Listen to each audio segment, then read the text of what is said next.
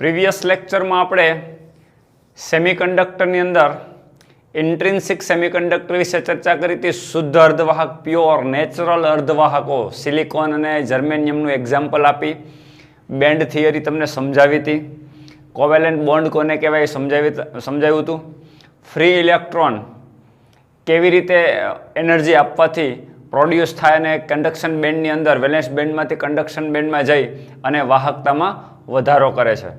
તો દોસ્તો, આ બધી જ ચર્ચા પ્રીવિયસ લેક્ચરમાં આપણે કરી હતી, જેની અંદર પ્યોર સેમિકન્ડક્ટર હતું, નેચરલ સેમિકન્ડક્ટર હતું કે જેની અંદર કોઈ પણ પ્રકારની ઇમ્પ્યોરિટીઝ નહોતી, બહારથી કોઈ પ્રકારની અશુદ્ધિ ઉમેરેલી નહોતી.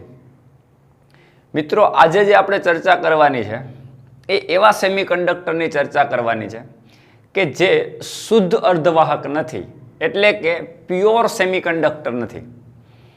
અને એ કરવા પાછળનું કારણ શું છે, આવું શું કામે અશુદ્ધિ શું કામે ઉમેરવામાં આવે, એ વન બાય વન આપણે ડિસ્કસ કરશું. દોસ્તો, જ્યારે કોઈ પણ સેમિકન્ડક્ટર આપણે એક સિલિકોન અથવા તો જર્મેનિયમનું એક્ઝામ્પલ લઈને સમજતા હોય, એટલે આપણે પ્રોપર કોઈ પણ એક વસ્તુ લેશું. ધારો કે સિલિકોન છે, તો સિલિકોનની અંદર જેનું સ્ટ્રક્ચર છે એ આ ટાઈપનું, બાહ્યતમ કક્ષામાં 4 ઇલેક્ટ્રોન, શુદ્ધ અર્ધવાહકમાં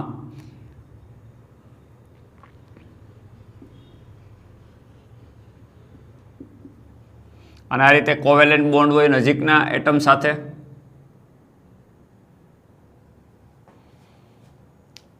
આ આપણે સિલિકોન સ્ટ્રક્ચર આપણે પ્યોર સેમિકન્ડક્ટર માટે જોયું. મિત્રો, હવે જ્યારે આવા પ્રકારના સેમિકન્ડક્ટરની અંદર અમુક પ્રકારની અશુદ્ધિ જો ઉમેરી દેવામાં આવે તો એની વાહકતા આપણે બદલાવી શકીએ. હવે કેવી રીતે એની વાહકતા બદલશે, શું પ્રોસેસ થવાની છે, આખું પછી સમજીએ. તો પહેલાં તો વન બાય વન આપણે ડિસ્કસ કરીએ. જે તમને જે વસ્તુ સારી લાગે, તમને જે લાગે કે આ નોટ કરવા જેવી વસ્તુ છે, નોટ કરતા જાજો. સ્ક્રીનશોટ લઈને પણ નોટ કરી શકાય, અથવા જ્યારે હું બોલતો હોય ત્યારે નોટ કરી શકાય. એક એક વિધાન લખવું શક્ય નથી. તો દોસ્તો, જ્યારે પ્યોર સેમિકન્ડક્ટર હોય, પ્યોર એટલે કે શુદ્ધ સેમિકન્ડક્ટર, એની અંદર જ્યારે ઇમ્પ્યોરિટી એટલે અશુદ્ધિ અમુક પ્રકારની ઉમેરવામાં આવે તો આવા પ્રકારના સેમિકન્ડક્ટરને એક્સટ્રિન્સિક સેમિકન્ડક્ટર કહેવાય. એટલે કે અશુદ્ધિ ઉમેરો એટલે કોઈ પણ પ્રકારની બહારથી અશુદ્ધિ ઉમેરો એટલે બહારથી કંઈક આપણે એડ કર્યું છે, તો જ્યારે પ્યોર સેમિકન્ડક્ટરને ઇન્ટ્રિન્સિક કહેવાય, એમ બહારથી જો અશુદ્ધિ ઉમેરવામાં આવે તો એને એક્સટ્રિન્સિક સેમિકન્ડક્ટર કહેવાય. તો આવા એક્સટ્રિન્સિક સેમિકન્ડક્ટર કેવી રીતે તૈયાર થાય, કેવા પ્રકારના હોય, કયા પ્રકારની અશુદ્ધિ ઉમેરવામાં આવે, આ બધી જ ચર્ચા આપણે વન બાય વન કરવાની છે. મિત્રો, સૌથી પહેલી વાત કે જ્યારે એક્સટ્રિન્સિક પ્રકારના સેમિકન્ડક્ટર તૈયાર કરો તો એના અશુદ્ધિના આધાર ઉપર બે ભાગ પાડવામાં આવે. એક જે છે એ એન ટાઈપ સેમિકન્ડક્ટર અને બીજો છે પી ટાઈપ સેમિકન્ડક્ટર. અશુદ્ધિના આધારે કયા પ્રકારની અશુદ્ધિ ઉમેરો તો એન ટાઈપ સેમિકન્ડક્ટર બને, અને કયા પ્રકારની તમે અશુદ્ધિ ઉમેરો તો પી ટાઈપની સેમિકન્ડક્ટર બને. એ અશુદ્ધિના આધારેના બે વિભાગ પાડવામાં આવે, એન ટાઈપ સેમિકન્ડક્ટર અને પી ટાઈપ. એટલે એક્સટ્રિન્સિક સેમિકન્ડક્ટર એટલે જ્યારે અશુદ્ધિ ઉમેરો ત્યારે સેમિકન્ડક્ટરને આપણે સ્પેશિયલ નામ આપ્યા, એન ટાઈપ સેમિકન્ડક્ટર અને પી ટાઈપ સેમિકન્ડક્ટર.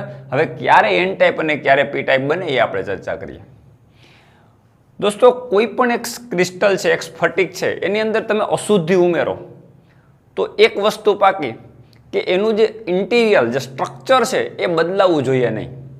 પહેલી વાત આ કે ગમે એ અશુદ્ધિ ઉપાડીને મૂકી દીધી આપણે, દાખલા તરીકે આયન મૂકી દીધું, એલ્યુમિનિયમ મૂકી દીધું, એન્ટીમની મૂકી દીધું, તો ગમે એ અશુદ્ધિ ઉપાડીને ઉમેરી દેવાની નથી. સિલિકોન સ્ફટિકનું કોઈ પણ પ્રકારના સ્ટ્રક્ચરમાં બદલાવ થયા વગર જો તમે અશુદ્ધિ ઉમેરો તો એ વ્યાજબી છે, પણ જો એનું આખું દાખલા તરીકે સિલિકોન છે, એનું ડાયમંડ સ્ટ્રક્ચર છે, ડાયમંડ ટાઈપનું સ્ટ્રક્ચર જે છે આપણે આગળના લેક્ચરમાં ભણી ગયા છે, તો એનું આખું સ્ટ્રક્ચર જ બદલાવી નાખે એ પ્રકારની અશુદ્ધિ ઉમેરી દો તો ના ચાલે.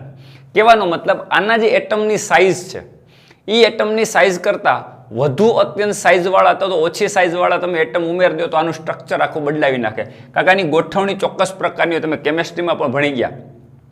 FCC પ્રકારની ગોઠવણીને લેટિસ બિંદુ ઉપર ચોક્કસ જગ્યા ઉપર એટમ્સ ગોઠવાયેલા હોય તો એની જે ગોઠવણી આખી ચેન્જ થઈ જાય તો એ ના ચાલે. તો અશુદ્ધિ એવી ઉમેરવાની છે કે એનું સ્ટ્રક્ચર બદલાય નહીં, એટલે લગભગ એની સાઇઝ ના હોય. એક એક્ઝામ્પલ આપું, દાખલા તરીકે ક્લાસરૂમ હોય, એ ક્લાસરૂમની અંદર તમે કોઈ સ્ટુડન્ટ્સ બેઠા હોય અને એની અંદર બીજા કે ત્રીજા કે પાંચમા ધોરણનો ક્લાસ હોય અને તમને ખ્યાલ પણ છે, તમે મૂવી એક જોયેલું છે બધાએ, મુન્નાભાઈ. મુન્નાભાઈ જ્યારે ક્લાસમાં જાય ત્યારે બધા બોલે ગુડ મોર્નિંગ સર, કારણ કે એને એમ લાગે કે આ સર છે, પણ ખરેખર મુન્નાભાઈ ત્યાં ભણવા ગયા હતા. એ સ્ટુડન્ટ તરીકે પછી બેન્ચમાં બેસી જાય પછી ખબર પડે કે આ સ્ટુડન્ટ છે. તો મિત્રો, એ જો તમે આનું આખું સ્ટ્રક્ચર બદલાઈ ગયું હતું. એક મોટો એટમ આવીને ઘૂસી જાય ત્યારે રૂમની અંદર કોઈ એમ પૂછે કે ભાઈ આમાં સ્ટુડન્ટ કોણ અને શિક્ષક કોણ, તો એ તમે સીધું જ એનું અલગ પાડી શકો કે આ બધા જે છે એ સ્ટુડન્ટ છે અને એની જગ્યાએ આ પ્રોફેસર હોવા જોઈએ. તો સ્ટુડન્ટને પણ એવું લાગ્યું કે આ કોઈ પ્રોફેસર આવી ગયા, ગુડ મોર્નિંગ સર કીધું હતું, અને ખરેખર એ સ્ટુડન્ટ તરીકે ત્યાં ભણવા આવે બેન્ચ ઉપર બેસી જાય. મિત્રો, કહેવાનો મતલબ સિમ્પલ કે જ્યારે તમે કોઈ એક ધોરણનો વિદ્યાર્થી હોય અથવા તો કોલેજનો FY BSc અંદર કોઈ સ્ટુડન્ટ ભણતો હોય તો એનો નજીકનો કોઈ SY BScમાં ભણતો સ્ટુડન્ટ જે છે એમાં બેસી જાય તો ખબર ના પડે, પણ કોલેજના પ્રોફેસરની ઉંમરના હોય એ ક્લાસમાં આવી જાય તો સ્વાભાવિક છે એ ક્લાસરૂમનું આખું સ્ટ્રક્ચર બદલાઈ ગયું અને ખબર પણ પડી જાય અને એને સેપરેટ કરી શકાય બીજી રીતે, રાઈટ? તો આવું ન થવું જોઈએ. કહેવાનો મતલબ એની નજીકની સાઇઝ ધરાવતા એટમ્સ હોય એ જ એની અંદર ગોઠવાઈ શકે અને સ્ટ્રક્ચર બદલા વગર. એટલે એનું કોઈ પણ પ્રકારનું સ્ટ્રક્ચર બદલા વગર તમે અશુદ્ધિ ઉમેરો તો ચાલે. તો એના અનુસંધાનમાં આપણે અશુદ્ધિ કેવા પ્રકારની ઉમેરીએ તો એનું સ્ટ્રક્ચર બદલાય નહીં અને અશુદ્ધિ ઉમેરવાથી શું થાય આપણે જોઈએ. દોસ્તો, દાખલા તરીકે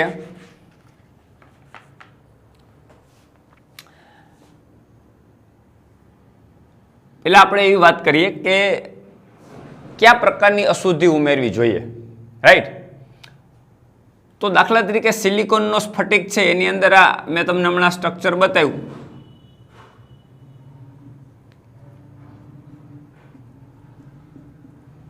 આપણે ભણી ગયા છે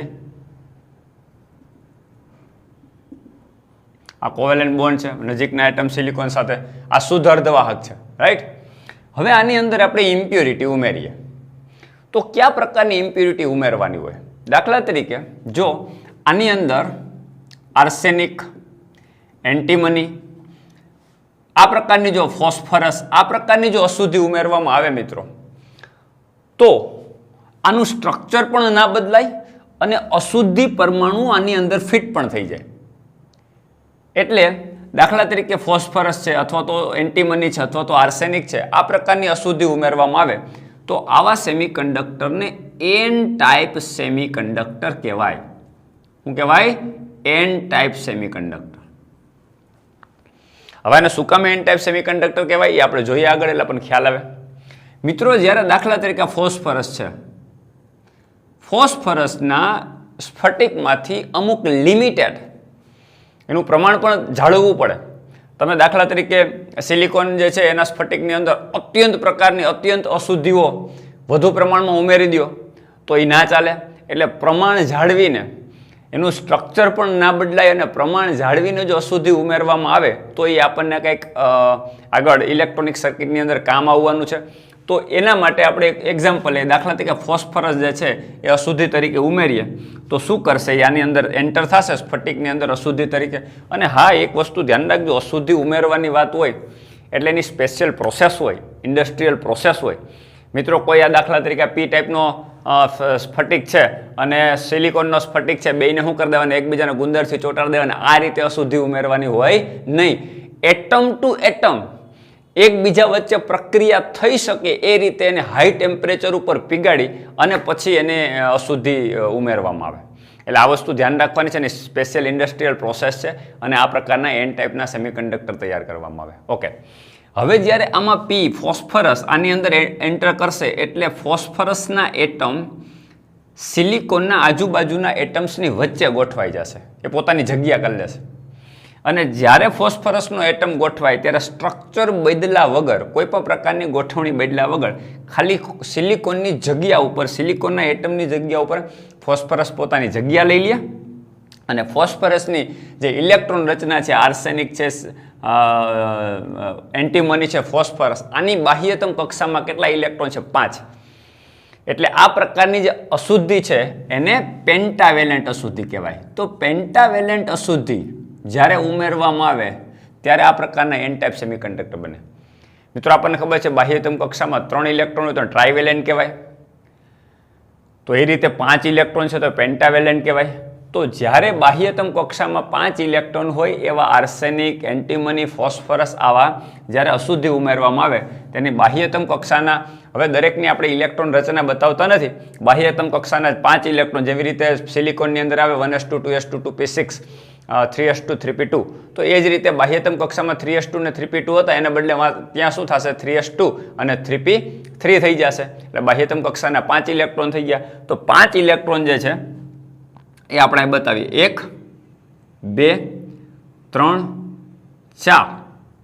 એ 4 ઇલેક્ટ્રોન જે છે ફોસ્ફરસના, 5માંથી 4 ઇલેક્ટ્રોન નજીકના સિલિકોન સાથે શું કરશે?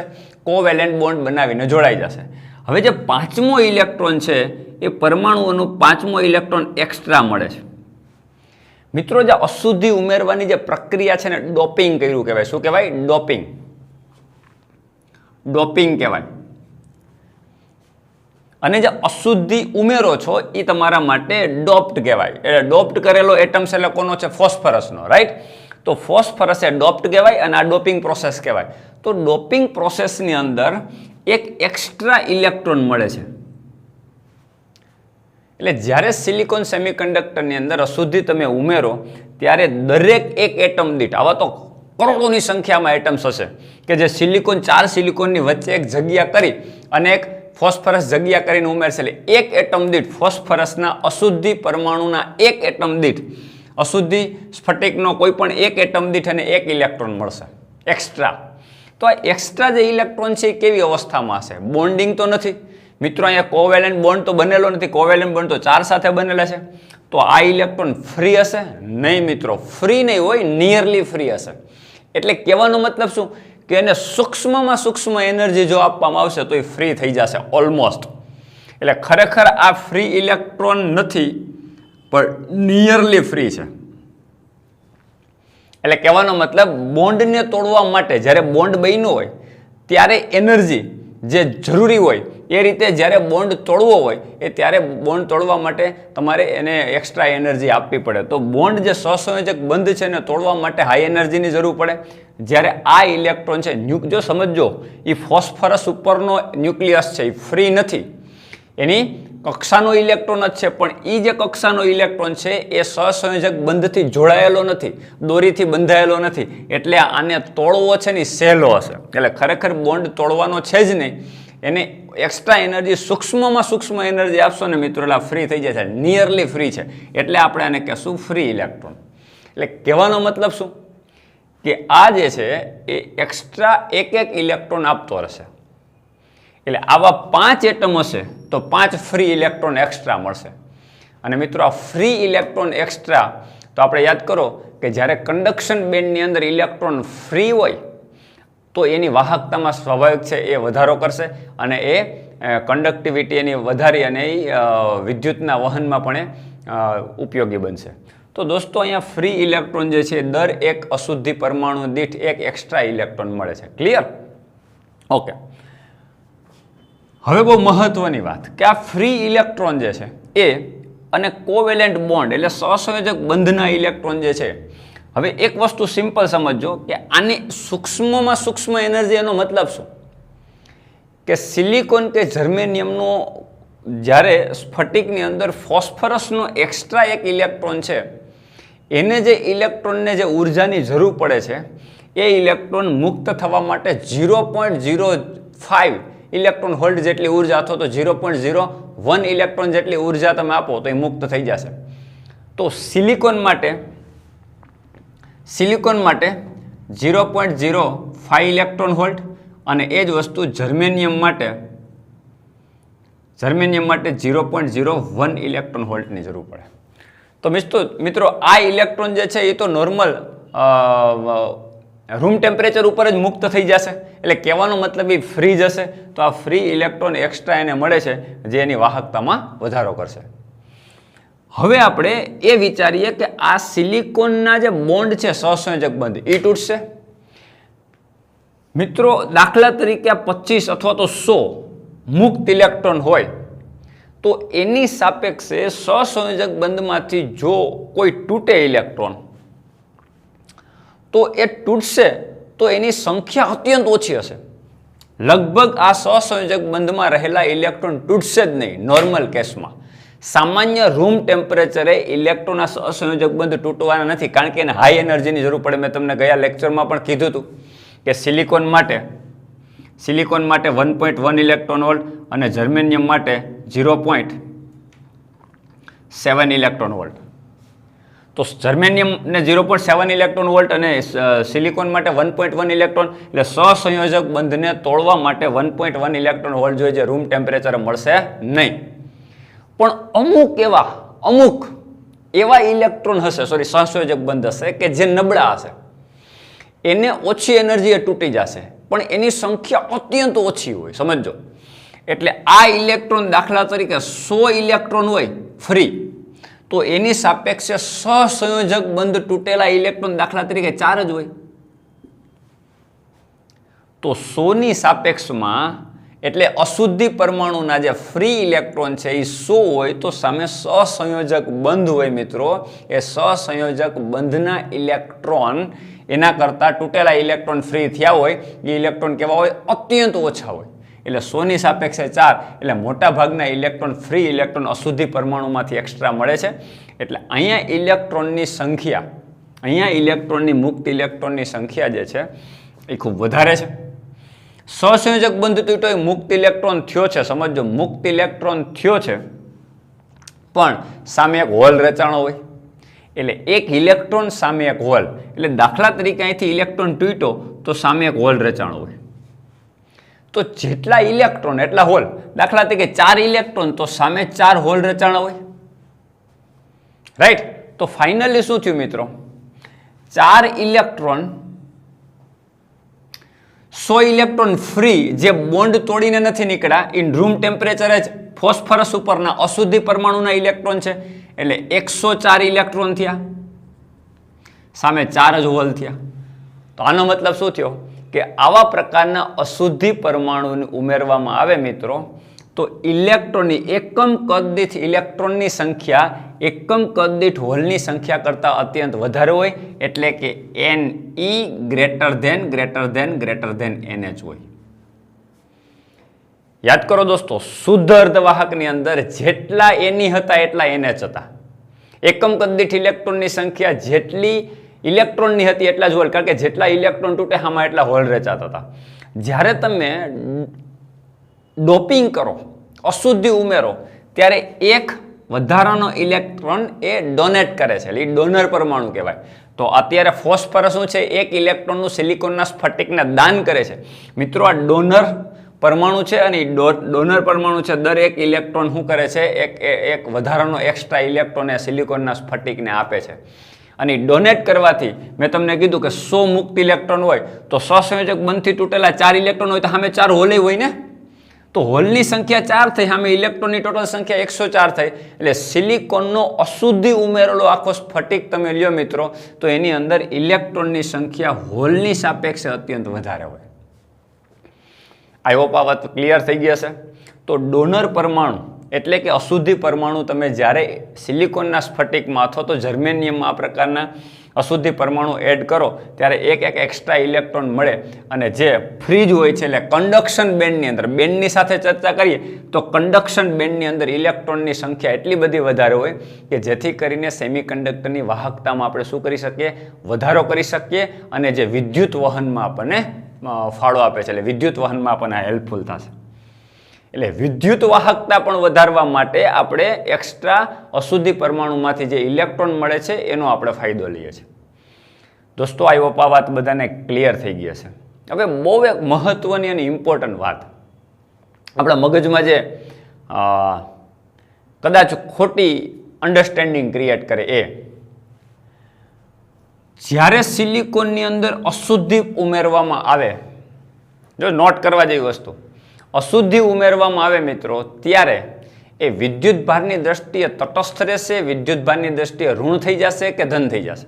તો આપણને સીધો સવાલ આવે કે જો એની ગ્રેટર ધેન NH હોય તો આખો સ્ફટિક વિદ્યુત ભારની દ્રષ્ટિએ ઋણ થઈ જશે. પાકું?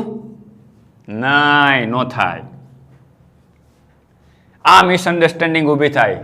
આ સ્ફટિક વિદ્યુત ભારની દ્રષ્ટિએ દોસ્તો તટસ્થ જ રહે, ન્યુટ્રલ જ રહે. શું કામ?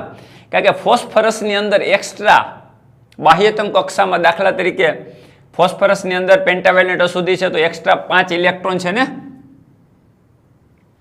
તો ફોસ્ફરસનો એટમ જ્યારે સિલિકોનની અંદર એન્ટર થાય તો આપણે એવું વિચારીએ કે એક એક્સ્ટ્રા ઇલેક્ટ્રોન આપે છે. કોને? સિલિકોનના સ્ફટિકને એક એક્સ્ટ્રા ઇલેક્ટ્રોન આપે એટલે સ્ફટિક ધીમે ધીમે ઋણ થતો જાય અને ઋણ વિદ્યુત ભારિત થાય. એવું ના થાય મિત્રો, કારણ કે ફોસ્ફરસની અંદર 5 ઇલેક્ટ્રોન તો સામે 5 પ્રોટોન લઈને આવ્યું હોય ને સાથે. આના ન્યુક્લિયસ ઉપર 5 પ્રોટોન હોય, આપણને ખબર છે કે જેટલા ઇલેક્ટ્રોન હોય એટલા પ્રોટોન હોય, એ વિદ્યુત ભારની દ્રષ્ટિએ તટસ્થ જ હોય. એટલે સિલિકોનની અંદર એન્ટર થાય, હા, ત્યારે એક વધારાનો ફ્રી ઇલેક્ટ્રોન મળ્યો, પણ આના ન્યુક્લિયસ ઉપર એક પ્રોટોન પણ વધારાનો હશે ને મિત્રો. હું કહું છું, સમજાય છે મિત્રો? આની સામે ઉપરના 5 ઇલેક્ટ્રોન જે છે, આની કક્ષાના 5 ઇલેક્ટ્રોન છે, એમાંનો એક્સ્ટ્રા 1 ઇલેક્ટ્રોન સિલિકોનને આપ્યો છે. એટલે આપણે એવું વિચારીએ કે ઋણ વિદ્યુત ભારિત થતો જાય સિલિકોનનો સ્ફટિક, પણ એવું નહીં થાય મિત્રો. ફોસ્ફરસના ન્યુક્લિયસ ઉપર અંદર 5 એક્સ્ટ્રા ઇલેક્ટ્રોન પ્રોટોન હશે ને, તો 5 ઇલેક્ટ્રોન છે, સામે 5 પ્રોટોન છે, તો ઓલરેડી એ તટસ્થ જ છે. ખાલી એ સિલિકોનના સ્ફટિકમાં એન્ટર થાય એટલે એક એક્સ્ટ્રા ફ્રી ઇલેક્ટ્રોન આપે છે. વિદ્યુત ભારની દ્રષ્ટિએ આખો સ્ફટિક કેવો રહેશે? આખા સ્ફટિકની ચર્ચા કરીએ તો એ તટસ્થ જ રહેવાનો છે, કારણ કે 5 ઇલેક્ટ્રોન આના ફોસ્ફરસ ઉપર છે, તો ફોસ્ફરસની અંદર 5 પ્રોટોન પણ છે, તો આ તો વિદ્યુત ભારની દ્રષ્ટિએ તટસ્થ જ છે. એટલે આખો સ્ફટિક છે ન્યુટ્રલ રહેવાનો છે. ધ્યાન રાખજો. ક્લિયર? આ વસ્તુ એક મગજમાં રાખવા જેવી છે આ વસ્તુનો. તો એની ગ્રેટર ધેન NH હશે. એન ટાઈપ સેમિકન્ડક્ટર જે છે એને શું કામ એન ટાઈપ સેમિકન્ડક્ટર કહેવાય?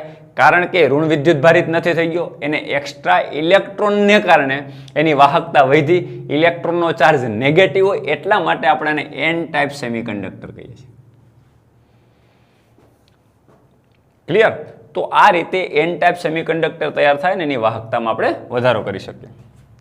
ઓકે, હવે આગળ થોડીક આના વિશે ચર્ચા કરીએ એટલે તમને વધારે આઈડિયા આવે. દોસ્તો, હવે આપણે એન ટાઈપ સેમિકન્ડક્ટર જે છે ને એને બેન્ડના આધારે સમજવાનો પ્રયત્ન કરીએ. એનર્જી બેન્ડ ડાયાગ્રામ મેં તમને સમજાવ્યો તો, બેન્ડ થિયરી આખી સમજાવી હતી, રાઈટ? હવે એન ટાઈપ સેમિકન્ડક્ટરની અંદર બેન્ડ જે છે કેવી રીતે તૈયાર થશે? દાખલા તરીકે આ વેલેન્સ બેન્ડ છે, સમજો. Valence band for VB, conduction band for CB, right? હવે વેલેન્સ બેન્ડની અંદર જે બંધિત અવસ્થામાં ઇલેક્ટ્રોન જે છે સહસંયોજક બંધ તૂટતા નથી, એટલે નોર્મલ ટેમ્પરેચરે, મીન્સ કે 27 ડિગ્રી તાપમાન અથવા તો રૂમ ટેમ્પરેચરે બોન્ડ તૂટી શકતા નથી, કોવેલેન્ટ બોન્ડ. એટલા માટે જે સિલિકોનના જે બંધિત અવસ્થાના ઇલેક્ટ્રોન છે અને જે ફોસ્ફરસનો જે અશુદ્ધિ પરમાણુ છે એની સાથે પણ, ફોસ્ફરસ સાથે પણ જે સિલિકોનના પરમાણુ એ બંધ બનાવેલા છે,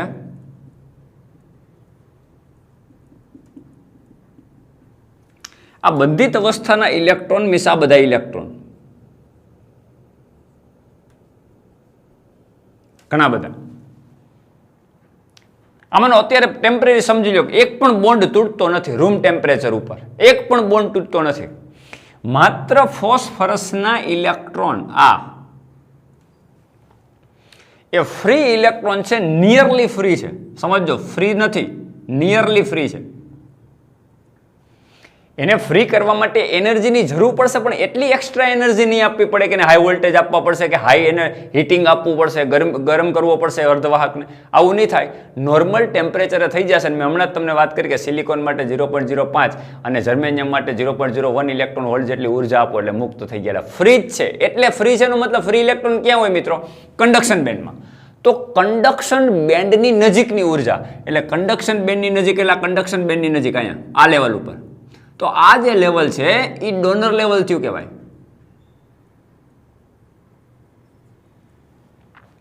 તો જે ડોનર લેવલ જે છે એ આની નજીક જ હોય, એટલે આ ઇલેક્ટ્રોનનો જે આ ઉર્જાનો જે ગેપ છે ને માત્ર 0.05 ઇલેક્ટ્રોન વોલ્ટ ફોર સિલિકોન અને જર્મેનિયમ માટે 0.01 ઇલેક્ટ્રોન વોલ્ટ. એટલે અહીંથી ઇલેક્ટ્રોન જે છે એટલે કે આ ઇલેક્ટ્રોન ફોસ્ફરસનો આ ઇલેક્ટ્રોન એ બોન્ડમાં છે જ નહીં, સહસંયોજક બંધમાં છે જ નહીં, એને થોડીક જ ઉર્જા આપશે એટલે ઇલેક્ટ્રોન આમાં જતા રહે, એટલે ફ્રી ઇલેક્ટ્રોન ઘણા બધામાં મળશે. ક્યારે? નોર્મલ ટેમ્પરેચર ઉપર. એટલે આ જે છે એ વાહકતામાં શું કરશે? વધારો કરશે. તો રૂમ ટેમ્પરેચર ઉપર ઇલેક્ટ્રોનની સંખ્યા કન્ડક્શન બેન્ડમાં અસંખ્ય મળશે, કારણ કે એક સ્ફટિક તમે લીધો, એ સ્ફટિકની અંદર કરોડોની સંખ્યામાં આવા ફોસ્ફરસના એટમ હશે, રાઈટ? અને જે ફ્રી ઇલેક્ટ્રોન એક્સ્ટ્રા આપશે ને એના કારણે એની વાહકતામાં વધારો થશે. પણ મિત્રો આ જે ગેપ છે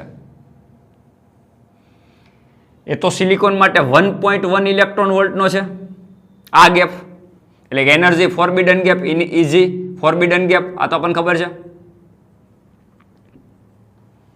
તો એ ફોરબિડન ગેપ જર્મેનિયમ માટે કેટલો છે? 0.72 અથવા તો 0.74 ની આસપાસ ઇલેક્ટ્રોન વોલ્ટ છે.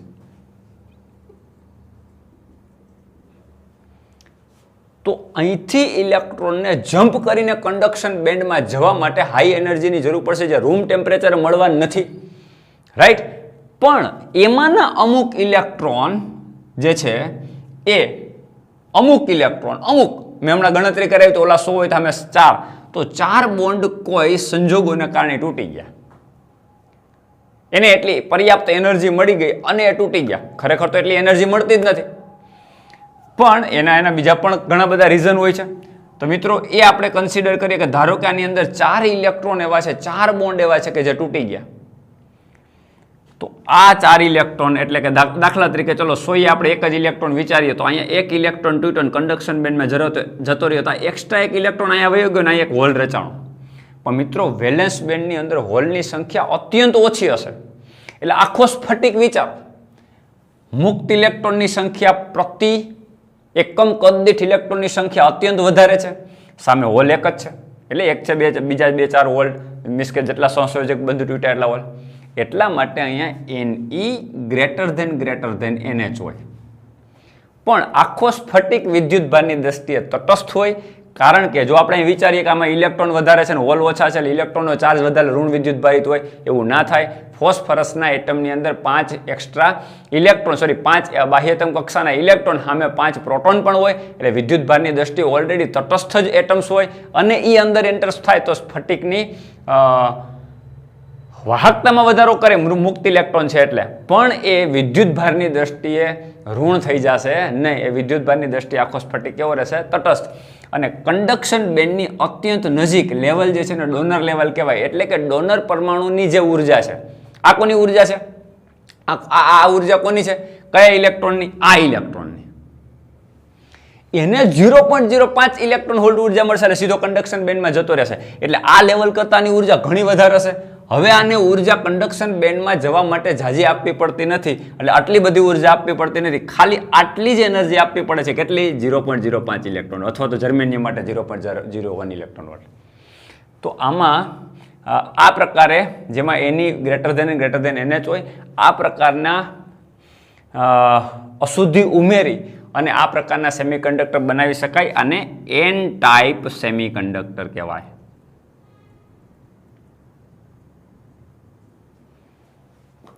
રાઈટ? એન ટાઈપ સેમિકન્ડક્ટરનું નામ સમજાઈ ગયું, કારણ કે આમાં ઇલેક્ટ્રોનની સંખ્યા ખૂબ જ વધારે હોય, મુક્ત ઇલેક્ટ્રોનની સંખ્યા હોલની સાપેક્ષમાં, એટલે એને એન ટાઈપ સેમિકન્ડક્ટર આપણે કહીએ છીએ એના ચાર્જ ઉપરથી, એન ઉપરથી. ઇલેક્ટ્રોનનો ચાર્જ કેવો હોય? નેગેટિવ. એટલે ફરીથી કહું છું, નેગેટિવ ચાર્જ હોય પણ વિદ્યુતભારની દ્રષ્ટિએ એ નેગેટિવ નથી થઈ જતો, એ વિદ્યુતભારની દ્રષ્ટિએ આખો સ્ફટિક છે તટસ્થ જ હોય. ક્લિયર? તો આઈ થિંક આ તમને બધાને આ વાત સમજાઈ ગઈ હશે, બેન્ડના આધારે પણ તમને સમજાવી દીધી વાત.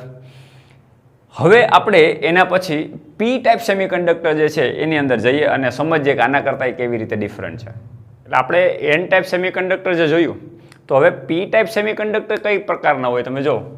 પહેલાં તો સૌથી પહેલાં એની અંદર જે ડોપિંગ કરવામાં આવે એ ડોપિંગ કોનું કરવામાં આવે? એની અંદર કેવું હોય, એન ટાઈપ સેમિકન્ડક્ટરમાં કેવું હતું મિત્રો, પેન્ટાવેલેન્ટ અશુદ્ધિ ઉમેરતા હતા આપણે, રાઈટ? એટલે એની બાહ્યતમ કક્ષામાં 5 ઇલેક્ટ્રોન હતા, એક એક્સ્ટ્રા ઇલેક્ટ્રોન મળતો હતો, એટલે એની કારણે એની વાહકતા વધતી હતી. હવે પી ટાઈપ સેમિકન્ડક્ટર, એના નામ ઉપરથી તમે જો પી ટાઈપ સેમિકન્ડક્ટર, રાઈટ? તો પી ટાઈપ સેમિકન્ડક્ટરમાં કઈ પ્રકારનું છે? આમાં ડોપિંગની જ વાત છે, વાત તો એ જ છે, ડોપિંગ જ કરવાનું છે, અશુદ્ધિ જ ઉમેરવાની છે, એટલે પ્યોર સેમિકન્ડક્ટર તો છે જ નહીં. એટલે દાખલા તરીકે સિલિકોન છે, તો સિલિકોનના 4 જે બાહ્યતમ કક્ષાના ઇલેક્ટ્રોન છે, આ શુદ્ધ સિલિકોનની વાત કરીએ,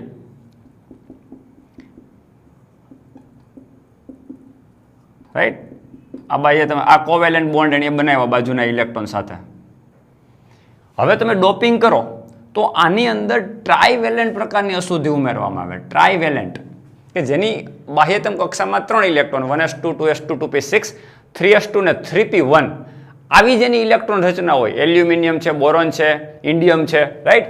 તો બોરોન, એલ્યુમિનિયમ, ઇન્ડિયમ, આ બધા જ જે છે એ બધા ટ્રાઇવેલેન્ટ અશુદ્ધિ છે ને. ટ્રાઇવેલેન્ટ અશુદ્ધિમાં બાહ્યતમ કક્ષામાં માત્ર 3 ઇલેક્ટ્રોન હોય, રાઈટ?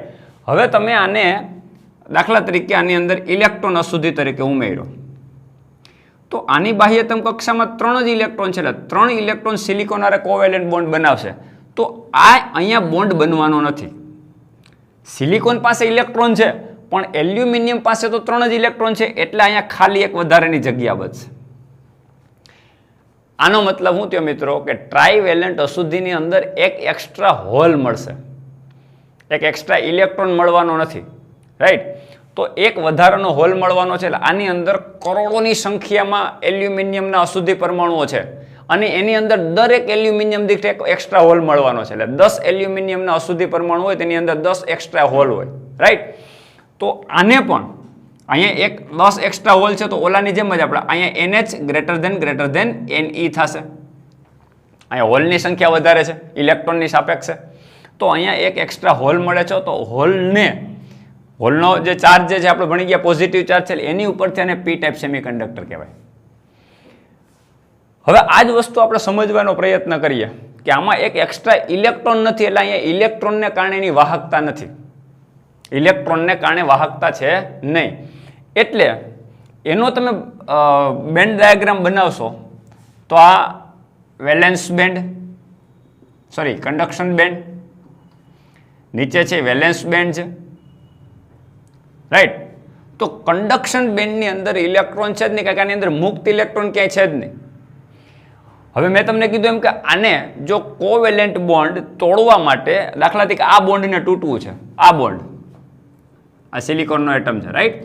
આ બોન્ડને તૂટવું તો એને હાઈ એનર્જીની જરૂર છે, પણ અમુક બોન્ડ તૂટી જશે નોર્મલ ટેમ્પરેચર, રૂમ ટેમ્પરેચર ઉપર, તો એ બોન્ડ તૂટેલા ઇલેક્ટ્રોન છે ને એ કન્ડક્શન બેન્ડની અંદર હશે, પણ એ અત્યંત ઓછા હોય.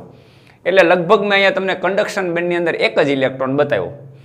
સામે વેલેન્સ બેન્ડની અંદર આ જે હોલ જે છે, એક્સ્ટ્રા ઇલેક્ટ્રોન જે છે, વેલેન્સ બેન્ડની અંદર ઇલેક્ટ્રોન તો ઘણા બધા છે,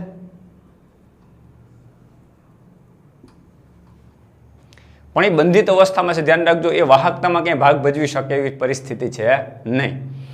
હવે વેલેન્સ બેન્ડ એટલે અહીંયા વેલેન્સ ઇલેક્ટ્રોન છે, વેલેન્સ અવસ્થામાં છે. એલ્યુમિનિયમના જે એક્સ્ટ્રા જે એટમ છે એ એટમ અશુદ્ધિ પરમાણુ છે, એની અંદર એક વધારાનો હોલ છે, એટલે આવા અસંખ્ય એવા હોલ આની અંદર હશે.